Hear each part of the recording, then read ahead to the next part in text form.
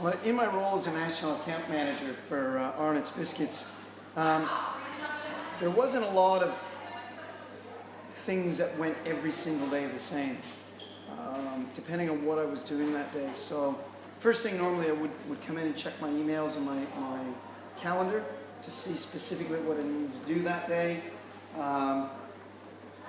Usually I knew what was on my calendar and I'd have to be planned for that day, but sometimes emergencies arise. And then I'd get into my day. Some days there would be administrative work where I wouldn't leave the office and I'd be doing relatively boring, mundane things like paying bills effectively. That kind of stuff. The more interesting part of my role was coming up with promotional activities and sales programs for my customers, so that when you walked into their outlets like BP stores or 7-Eleven stores, all those little wobbly things that you see, or any posters or things like that that advertised products on special, that was one of the things I was responsible for, was organizing those sorts of activities for all their stores across the country. So working on those sorts of ideas was a big part of my working week.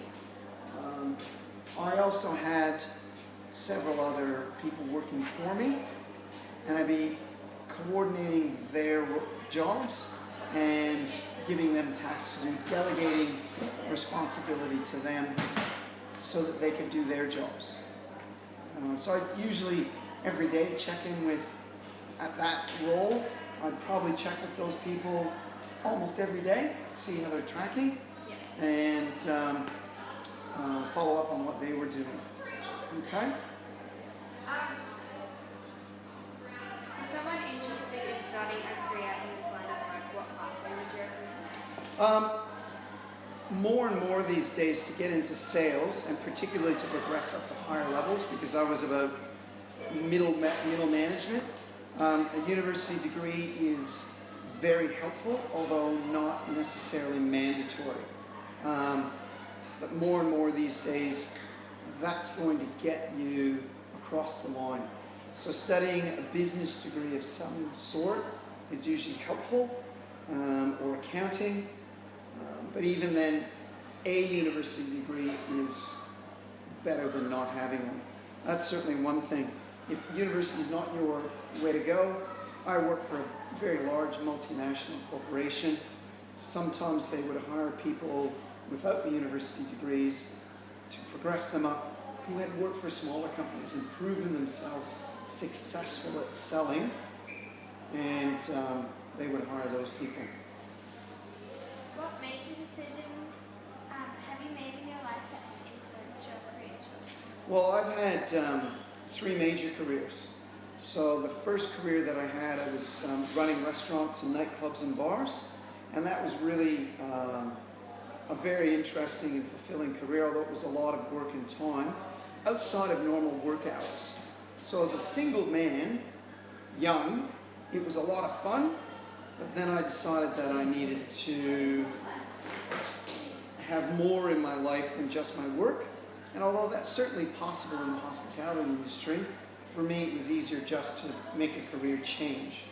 So then I got into sales, and I started selling to the restaurant industry for a reasonably large company, and then I moved up to a bigger company from there, and then moved up the ranks.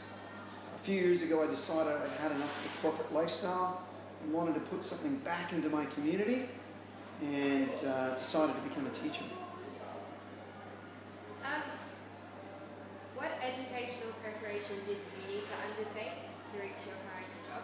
Well, absolutely. To be a teacher, university degree these days is absolutely mandatory.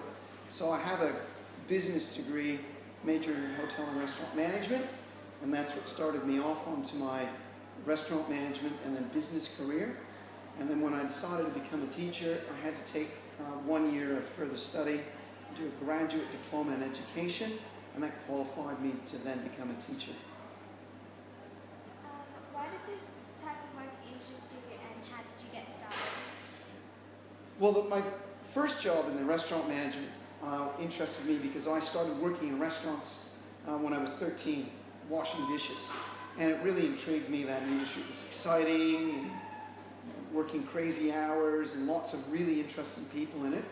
And then to get into sales, after studying and working in the industry for a number of years, I needed a little bit more, I guess, stability in my life. And for me, that was to go into a more traditional sales business type role. And so moving into that was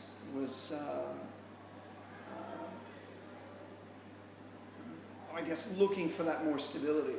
And then moving into my education, as I mentioned previously, I wanted to look for something that was providing back to the community, and teaching interested me first and foremost.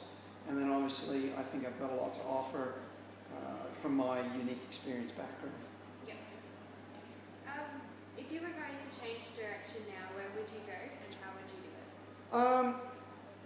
I'm probably pretty stable as a teacher right now. I'm in my early 50s, and I'm not sure if teaching will take me through to retirement, but I really don't have any further thoughts at this stage in my life to look beyond what I'm doing now. I've only been doing it 4 years, Yeah. and we'll see what happens in the next 10.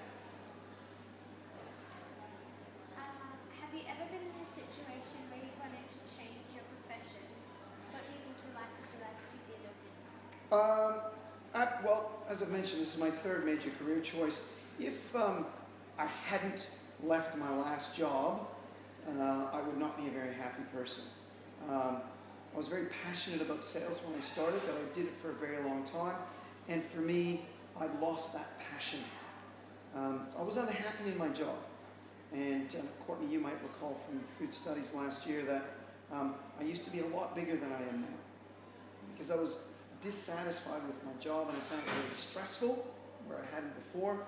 I was eating too much junk food, which was very easy to do at Arnott's because I had all the free Tim Tams I wanted to eat. So if I had not decided to change my profession, I would be a very miserable person. And people have questioned me why I would leave such a high profile, desirable, highly paid profession to come and work as a teacher where the pay is not nearly as good as it was. And at the end of the day, for myself and my family, I needed to make that choice to give up the big bucks for a healthier lifestyle, which teaching provided for me, because I'm more passionate and happier about my job, much healthier both physically and mentally, and my family is much happier as a result as well. Where would you like to be in your career 5 years from now? I think I'll still be what I'm doing, still teaching, because I've only been doing it for a few years, and I still plan to be teaching in 5 years. Perhaps maybe doing more administrative stuff like year coordinator or head of department or something like that, but I'll still be in the teaching profession. When you're a young child, what would you answer when people asked what do you want to be when you grow up? I wanted to be a mechanical engineer and go and work for a race car team as their chief mechanic. Obviously that didn't pan out because I never did that. I didn't have the scholastic ability to study physics and maths C, which I needed to get into engineering. So I never pursued that, although my love for cars is still there. I still have an old car that I work on now, although I never did get to be a race car mechanic. And what's the greatest difference between what you thought the job would be and what it is? Probably my first 2 jobs, I knew exactly what I was getting into. I'd worked in the restaurant business, entry-level jobs for a long time. I knew it was hard work. I knew it could be all-consuming. I worked about 70, 80 hours a week, sometimes more. So I knew what I was in for. But I got to the point where I could make a decision to leave, and I did. Sales, I knew exactly what I was doing because my father had done it for many years before me. Teaching, probably wasn't quite as prepared as I was for my first 2 careers, only because